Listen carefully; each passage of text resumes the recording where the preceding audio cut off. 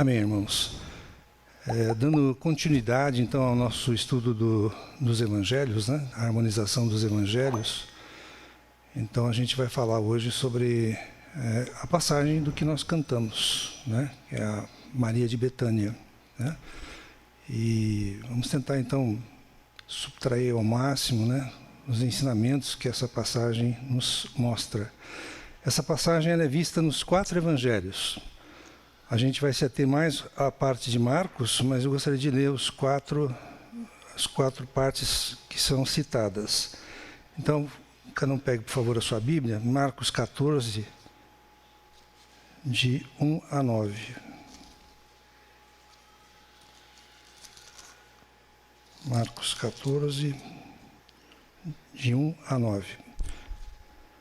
Então diz lá: Dali a 2 dias era a Páscoa e a festa dos pães asmos, e os principais sacerdotes e os escribas procuravam como o prenderiam à traição e o matariam, pois diziam: não durante a festa, para que não haja tumulto entre o povo. Estando ele em Betânia, reclinado à mesa, em casa de Simão, o leproso, veio uma mulher trazendo um vaso de alabastro com preciosíssimo perfume de nardo puro, e quebrando o alabastro, derramou o bálsamo sobre a cabeça de Jesus. Indignaram-se alguns entre si e diziam: para que esse desperdício de bálsamo? Porque este perfume poderia ser vendido por mais de 300 denários e dar-se aos pobres. E murmuravam contra ela. Mas Jesus disse: deixai-a, porque a molestais. Ela praticou boa ação para comigo. Porque os pobres sempre os tendes convosco, e quando quiserdes, podeis fazer-lhes bem, mas a mim nem sempre me tendes. Ela fez o que pôde, antecipou-se a ungir-me para a sepultura.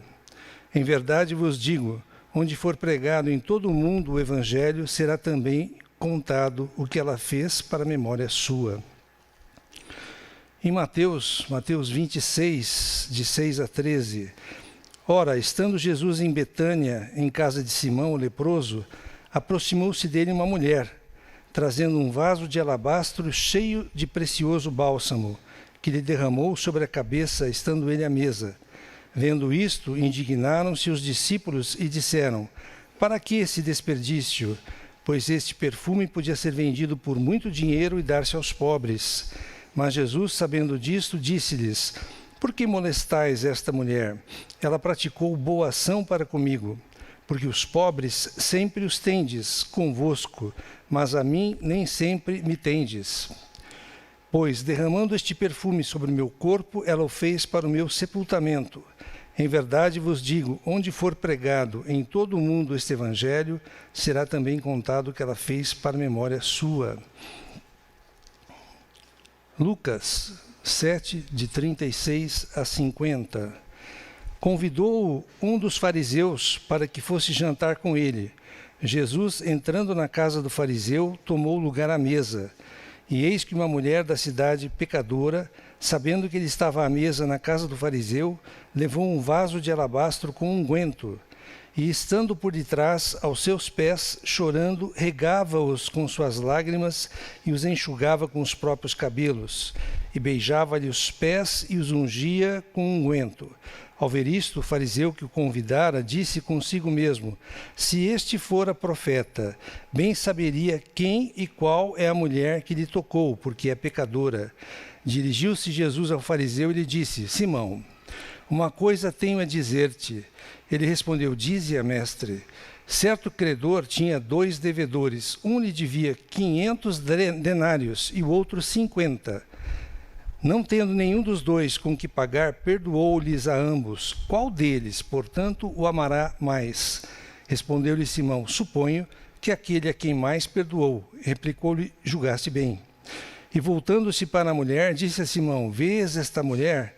Entrei em tua casa e não me deste água para os pés. Esta, porém, regou os meus pés com lágrimas e os enxugou com seus cabelos.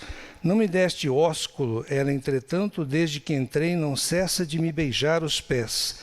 Não me ungiste a cabeça com óleo, mas esta, com bálsamo, ungiu os meus pés. Por isto te digo, perdoados lhe são os seus muitos pecados, porque ela muito amou. Mas aquele a quem pouco se perdoa, pouco ama. Então disse a mulher, perdoados são os teus pecados. Os que estavam com ele à mesa começaram a dizer entre si, quem é este que até perdoa pecados? Mas Jesus disse à mulher, a tua fé te salvou, vai em paz. E João 12, de 1 a 8. 6 dias antes da Páscoa, foi Jesus para Betânia, onde estava Lázaro, a quem ele ressuscitara dentre os mortos. Deram-lhe, pois, ali uma ceia. Marta servia, sendo Lázaro um dos que estavam com ele à mesa. Então Maria, tomando uma libra de bálsamo de nardo puro, muito precioso, ungiu os pés de Jesus e os enxugou com os seus cabelos. E encheu-se toda a casa com o perfume do bálsamo. Mas Judas Iscariotes, um dos seus discípulos, o que estava para traí-lo, disse, por que não se vendeu este perfume por 300 denários e não se deu aos pobres? Isso, disse ele, não porque tivesse cuidado dos pobres, mas porque era ladrão. E tendo a bolsa, tirava o que nela se lançava. Jesus, entretanto, disse, deixa-a, que ela guarde isto para o dia em que me embalsamarem, porque os pobres sempre os tendes convosco, mas a mim nem sempre me tendes. Não são exatamente iguais, né, esses trechos da palavra, eles se complementam, né? Cada um mostra um pequeno aspecto diferente da situação. Mas o assunto é Maria de Betânia, né? Uma pecadora, como eu, como você, uma pecadora. Mas, por tanto mais pecar, ela, ao se arrepender, mais foi perdoada.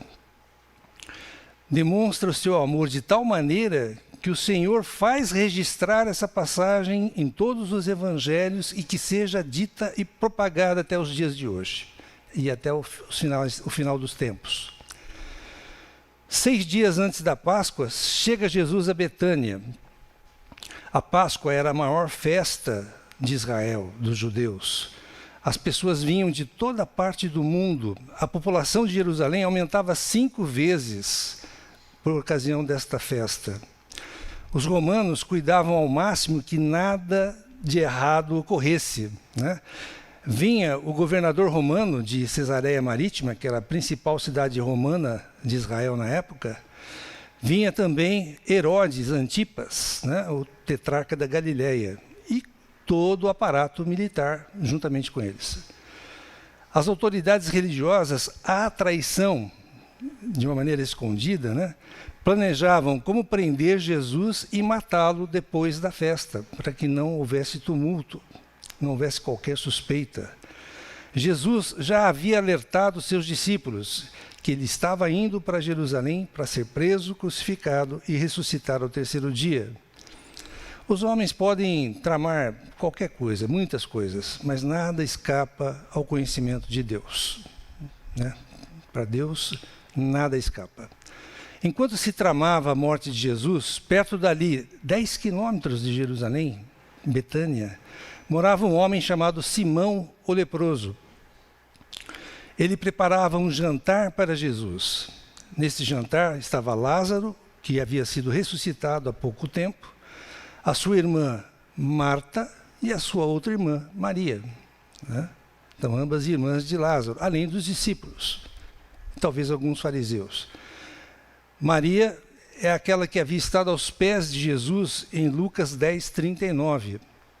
Maria é a que chorava a morte do irmão Lázaro antes de ser ressuscitado em João 11, 32, 33. E esta mesma Maria queria fazer uma homenagem a Jesus. Ela queria fazer algo que ninguém havia feito antes, né? Ou seja, ungir Jesus antes da sua morte, porque a unção era depois da morte. Os bálsamos, né, os perfumes eram utilizados depois da morte, mas ela queria fazer antes da morte de Jesus. Jesus está à mesa com seus amigos, os seus discípulos, e ela vem por trás com um vaso de alabastro. O que é alabastro? Alabastro é um vaso ornamental branco, róseo, né? O nome vem do grego alabastros ou do latim alabaster, um tipo de cerâmica usada na antiguidade para armazenar óleo ou perfume. Maria traz um perfume preciosíssimo. A essência do perfume, feita de uma forma artesanal, não havia em Israel, era de nardo puro, oriundo da cordilheira do Himalaia, de um arbusto seco que era moído e transportado para Israel. Este perfume, além de preciosíssimo, era caríssimo e era raríssimo. Maria vai comprando pouco a pouco esse perfume e vai colocando nesse vaso de alabastro. João 12 nos diz que dentro desse frasco, desse vaso, havia 1 libra ou 1 libra de perfume, o equivalente a 453 gramas e meio. Quase meio litro, ou seja, 1 litro dava 2,2 libras deste perfume. Se a gente comprar hoje um perfume, quanto que tem? Um perfume caro, importado, lá, sei lá, francês, 100 ml, 200 ml no máximo. Então aqui tinha quase meio litro, quase 500 ml. Tá? Esse pequeno frasco foi avaliado em cerca de 300 denários. Quanto é isso? 1 denário é o resultado de 1 dia de trabalho. 1 denário, 1 dia de trabalho. 300 denários, quase 1 ano de trabalho. Quase 1 ano de trabalho. Maria, ela queria agradecer ao Senhor, né? Ela vem por trás do Senhor, ela não abre o vaso e despeja, ela quebra o vaso. E era difícil de quebrá-lo. Ela quebra o vaso e esse perfume cai por sobre o Senhor, cabeça e todo o corpo, inclusive os pés, né? A casa toda se encheu do perfume derramado. E ela enxuga os pés de Jesus com os seus cabelos, né? De uma forma que ela pudesse demonstrar o seu amor pelo Senhor de uma forma humilde, de uma forma que pudesse agradar ao Senhor.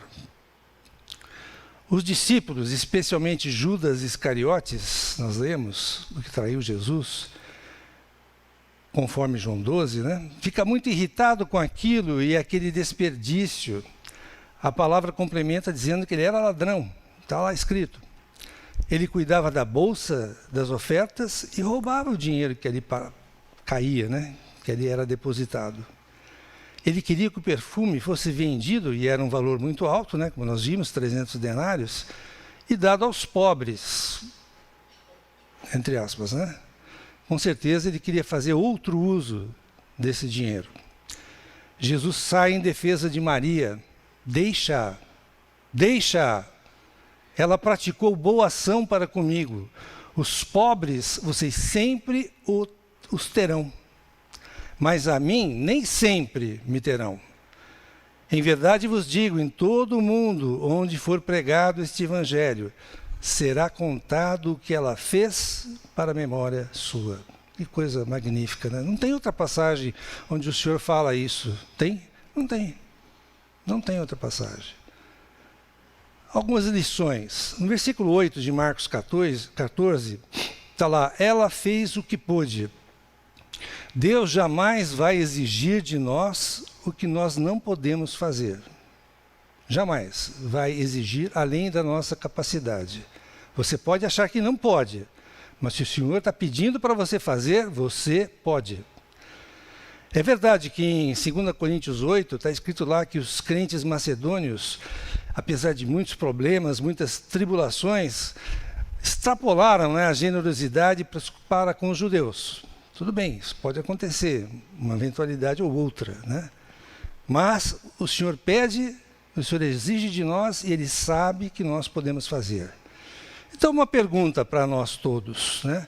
O que nós estamos fazendo para que o Evangelho alcance mais pessoas? Para que a obra de Deus avance mais rapidamente. O que cada um de nós está fazendo? Isso é uma coisa para a gente refletir, tá? Maria fez o que pôde. Nós estamos fazendo o que podemos ou o que está ao nosso alcance para o Senhor? ou estamos aquém, né? Se estiver além, muito bem, não tem problema. Mas aquém? Versículo 3 de Marcos 14, Maria poderia pensar assim, vou derramar algumas gotas sobre a cabeça de Jesus, que vai perfumar tudo, algumas gotinhas. Né? Mas ela não. Ela fez de uma forma diferente com o que a gente faz com os nossos perfumes, que a gente usa bem parcimoniamente, bem pouquinho para durar mais, né? Ela não, ela quebra o vaso. Ela não queria que nada sobrasse daquele perfume, ela deu tudo para o Senhor. Ela quis oferecer o que ela tinha de melhor para o Senhor. E nós? Nós oferecemos o que temos de melhor para o Senhor? Nós oferecemos tudo o que podemos para o Senhor? Precisamos quebrar o nosso vaso, nosso eu, nosso ego, e nos aquebrantar aos pés do Senhor. Precisamos dar o melhor de cada um de nós para o Senhor. A gente não consegue, né, em sã consciência, entender como uma moça lá de Israel, pobre, né, investe todos os seus recursos de um ano de trabalho num frasco de perfume. Por que ela faz isso? Para isso, precisamos entender a cultura judaica. Quando a menina ia se tornando moça, ela já ia comprando gota a gota esse perfume, que era importado e colocado nesse vaso de alabastro. Para quê? Por quê? Na cultura judaica, a moça, à medida que crescia, já começava a se preparar para o dia do seu casamento.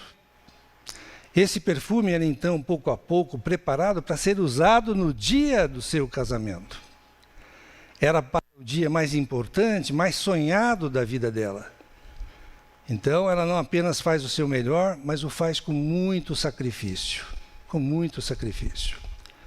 Uma coisa é você fazer uma oferta. Outra é você fazer um grande sacrifício em oferta para o Senhor. Doando não o que não faz falta para você, não o que sobra para você, mas aquilo que tem mais importância, mais significado para você. Esta foi a atitude de Maria. E que ecoa e que nós vemos até os dias de hoje. Os discípulos, e principalmente Judas, não estão irritados com Maria pelo que ela fez, mas sim pelo valor que ela desperdiçou e para quem ela fez. Você quer investir em alguma coisa? Não sei, Bolsa de Valores, CDI, CDB, não sei. Não, invista naquilo que tem as maiores consequências eternas. A semente que multiplica não é a que a gente come, né? É a que a gente semeia. Isso vai multiplicar. E semear no reino de Deus é ter certeza que você vai colher. Você vai colher consequências eternas. Um outro aspecto, toda vez que alguém se levanta para fazer algo relevante no reino de Deus, vai encontrar críticos. Criticar é dizer que você sabe fazer melhor, mas você não faz. Você fala que faz, mas você não faz. Isso é ser crítico. Maria não foi exceção, ela foi criticada. No versículo 4 de Marcos 14, ficaram indignados com ela. No versículo 5, murmuraram contra ela. No versículo 6, ela foi molestada verbalmente pelos outros. Então, seja alguém que faça a obra apesar das críticas. Faça tudo o que fizer para Deus e para agradar a Deus. No versículo 8 de Marcos 14, ela antecipou-se a ungir Jesus para a sepultura. Por isso o nome aqui da mensagem, né? Ela antecipou-se. Quem sabia que Jesus iria morrer? Quem sabia que Jesus iria morrer? Os discípulos sabiam. A família de Simão, lá de Lázaro, Maria, Marta, sabiam. As mulheres da Galileia que acompanhavam Jesus sabiam. Entretanto, apesar de todas essas pessoas saberem, a única que fez algo para antecipar a unção de Jesus foi Maria. Pois era uma situação, a vinda dele para Jerusalém era a última ceia dele, era a última festa dele, né? Era a última festa, a última ceia foi com os discípulos, mas era a última festa dele em Jerusalém. E ela fez isso no tempo certo. Fez o que ninguém esperava, que ninguém sabia o que iria fazer, e no tempo certo. Ressaltando o papel das mulheres, Lucas destaca muito, né, o papel das mulheres no reino de Deus. Lucas 8, 2 e 3, fala de Maria Madalena, aquela que saiu 7 demônios, fala de Joana, Susana e muitas outras mulheres. Elas prestavam assistência a Jesus com os seus bens. Elas bancaram financeiramente o ministério de Jesus. Alguém tinha que pagar a pensão, o albergue que fosse, a casa que fosse, as refeições, alguém tinha que pagar, e essas mulheres pagavam. Tá? Eram 204 cidades na Galileia. Jesus foi de cidade em cidade, ele não ficou no quartinho dele, lá, trancadinho, na igrejinha dele. Não ficou. Ele foi de cidade em cidade. Percorreu essas cidades e povoados, pregando o evangelho do reino, ensinando e curando. Então vamos lá. Era Jesus, os 12 discípulos, 13 pessoas. Maria Madalena, Joana, Susana, 16 pessoas. E muitas outras, aí não dá para contar mais. Talvez 30 pessoas, 40 pessoas. Então todo esse grupo ia de cidade em cidade e essas pessoas, essas mulheres, bancavam a conta que aparecia. Parece que, não sei, as mulheres são mais generosas, né, do que os homens. Jesus falou para elas, que são da Galileia, que estava indo para Jerusalém para ser crucificado. Mesmo assim, elas não recuaram, elas não desistiram, continuaram com o Senhor. De Cafarnaum, onde Jesus morava, até Jerusalém, são 150 quilômetros. De que maneira que eles se deslocavam? Burrinho, talvez, quando muito, mas a pé, principalmente a pé. Né? Não tinha ônibus, não tinha trem, não tinha carro, não tinha Uber, né? Não tinha nada, não tinha bicicleta. E elas continuavam firmes, bancando o Senhor. A Bíblia diz que quando Jesus foi crucificado, somente João dos apóstolos estava lá, mas as mulheres estavam lá. Não o deixaram por nenhum momento. Então parece que, além de generosas, né, elas são mais corajosas também. Né? Lucas 23, 54 e 55 consta que quando Jesus foi sepultado, nenhum discípulo de Jesus estava presente no sepultamento. Quem que estava lá? José de Arimateia, né, que pediu permissão para tirá-lo do madeiro e colocá-lo num sepulcro, né, recém-feito na rocha. Mas as mulheres vindas da Galileia estavam lá. Viram onde e como Jesus foi sepultado. Jesus morreu na sexta, às 3 horas da tarde. Teria que ser sepultado até às 6. Porque neste horário começava o sábado que antecedia a Páscoa. E aí parava tudo. Não dava para fazer nada. Por isso que eles antecipavam as mortes das pessoas, dos ladrões, inclusive, que estavam ao lado de Jesus. Quando foram fazer isso com Jesus, Jesus já estava morto. Não foi fácil o sepultamento de Jesus, né, todos os trâmites, mas elas viram como e onde ele foi sepultado. Por que elas foram ao mercado no sábado comprar bálsamos, comprar perfumes às 6 da tarde? A Bíblia não diz. Mas podemos deduzir que as mulheres talvez tenham olhado lá e falado assim, olha, pensaram, né? Fizeram esse serviço mal feito. Vamos fazer de novo. Vamos levar esses perfumes para o Senhor no sábado. Vamos voltar lá, fazer bem feito. Quando elas chegam com os perfumes, qual a surpresa? O túmulo está aberto, e era uma rocha redonda enorme, pesadíssima, né? Que havia sido removida. Elas entram, túmulo vazio, aí tem um anjo que pergunta, o que vocês vieram fazer aqui? Vieram procurar entre os mortos aquele que está vivo? Ele não está aqui não, ele ressuscitou. O anjo deve ter falado para as meninas da Galileia, não há mais necessidade desse perfume. Vocês não anteciparam ungir o Senhor, ungir do sepultamento de Jesus. Agora não precisa mais, é tarde demais. Então a única pessoa que antecipou ungir o sepultamento de Jesus foi Maria de Betânia, no tempo certo. Uma lição para nós: há coisas que não podem esperar. Ou você faz hoje, agora, ou talvez você nunca mais tenha a oportunidade de fazer.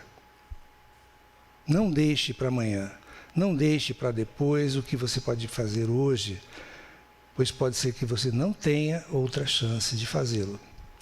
Em 2 Samuel temos um exemplo da Bíblia, né? Davi e Absalão, seu filho, que era o seu sucessor. Davi ficou 11 anos brigado com Absalão. 11 anos. Imagina você e seu filho brigado 11 anos. Sem se falar nada. Depois de 7 anos, Absalão manda um recado para o pai, falando: vamos conversar, pai. Davi o recebe no palácio. Dá um beijo no rosto do filho, mas não troca nenhuma palavra. Passaram-se mais 4 anos, 7, 4, 11. Silêncio.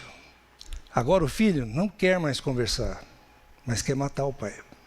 Quer tomar o trono de Davi. Aí numa batalha, Joabe e 10 jovens matam Absalão.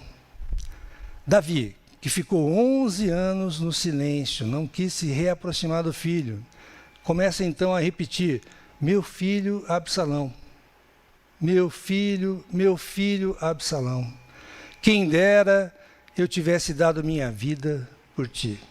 Agora é tarde, Absalão já morreu. Então, irmãos, não deixemos para depois o que você pode fazer hoje. Não deixemos para depois o reaproximamento, muitas vezes, de pessoas que a gente, por uma besteira ou outra, né, não se relaciona mais. Né? Quantas pessoas, né, passam uma vida inteira sem se relacionar com um familiar, deixando para depois, mas quando a morte chega, não dá mais tempo. Faça hoje o que é preciso fazer para não chorar a dor do remorso amanhã. Antecipe-se. Não procrastine. Não deixe as suas coisas para resolver amanhã. Há coisas que não podem esperar. Algumas coisas até dá, né? Mas há coisas importantes que não dá para esperar. Faça e faça no tempo adequado. A cada instante, uma pessoa morre sem ouvir o Evangelho, sem ter a oportunidade de conhecer o Senhor. Agora, se Deus avisar essa pessoa que não conhece o Evangelho, que ele vai morrer, e ele, na sua impiedade, ausência do Senhor, morrer, sem termos pregado para ele e termos tido a oportunidade de pregar, o Senhor vai cobrar de nós o sangue dessa pessoa. A obra de Deus, ela não pode esperar. É uma causa urgentíssima e de consequências eternas. Versículo 9 de Marcos 14 diz: em verdade vos digo, onde for pregado em todo o mundo o Evangelho, será também contado o que ela fez para a memória sua. Não há nada parecido na palavra, como esse versículo aqui. Nada. É um exemplo, um testemunho a ser seguido. Nossa geração é extremamente egoísta. Mas sabe o que é pior? É você trabalhar a vida inteira e deixar para uma pessoa que não teve esforço nenhum. Não levar nada. Ninguém leva, né? Não tem carro da Brix lá, carro de valores no cemitério. Não existe isso, né? Mas você deixar para uma pessoa que não teve esforço. É o que aconteceu com Salomão e o seu herdeiro Roboão. Roboão só fez trapalhada depois que Salomão morreu. Das 12 tribos de Israel, ele perdeu 10. Houve a divisão, né? Israel norte e sul. Qual o seu melhor recurso? Qual o melhor investimento? É aquilo que é aplicado nas coisas do Senhor, nas coisas eternas, celestiais. Está aí a razão de Jesus ter dito que no mundo inteiro será contado o que Maria de Betânia fez. Isso é para a eternidade. Isso foi feito para a eternidade. Ela antecipou-se e no tempo certo. O que você vai fazer hoje que possa permanecer para gerações futuras? O que você pensa em fazer que permaneça? O que Maria fez até hoje é recontado na humanidade. Estamos contando hoje aqui, novamente, fazendo o que Jesus falou. Mais uma vez, cumprido o que ele pediu. O que você vai fazer hoje para influenciar as pessoas? Influenciar seus filhos, seus netos, as futuras gerações? O que nós vamos deixar de bom para eles? Que ao olhar o feito desta mulher, Maria de Betânia, que antecipou-se a ungir Jesus, a demonstrar a sua gratidão, o seu amor por Jesus, possamos impactar a nossa vida e a vida das nossas futuras gerações. Você tem feito tudo o que pode e dado o seu melhor, dado o seu tempo para Jesus? O que é que você fez até hoje para Jesus? Você tem sido um sacrifício vivo, santo e agradável a Deus? Parte de nós. Você tem aproveitado as oportunidades que Deus tem colocado no seu colo, nas suas mãos? Antecipe-se, hoje, agora. Tome decisões que sirvam de exemplo para os nossos filhos, para os nossos netos. Não deixe que seja tarde demais. Seja um testemunho para a glória de Deus. Sejamos como um frágil vaso de alabastro, contendo o bom e rico perfume de Cristo, mas que precisa ser quebrantado, precisa ser quebrado, para que esse perfume se espalhe por onde estivermos, na nossa casa, na igreja, por todo o mundo. Não é muito o que o Senhor pede para a gente. Ele pede para a gente simplesmente dar o nosso melhor para Ele. O nosso melhor talvez possa ser o nosso tempo, possa ser um pouco das nossas riquezas, mas eu acredito que o principal é o nosso coração. O Senhor quer o nosso coração. O nosso coração precisa estar voltado para o Senhor. Nós precisamos nos arrepender. Nós precisamos ter como exemplo Maria de Betânia, que deu o seu melhor com sacrifício, porque ela muito amou o Senhor, porque ela muito foi perdoada pelo Senhor. Amém?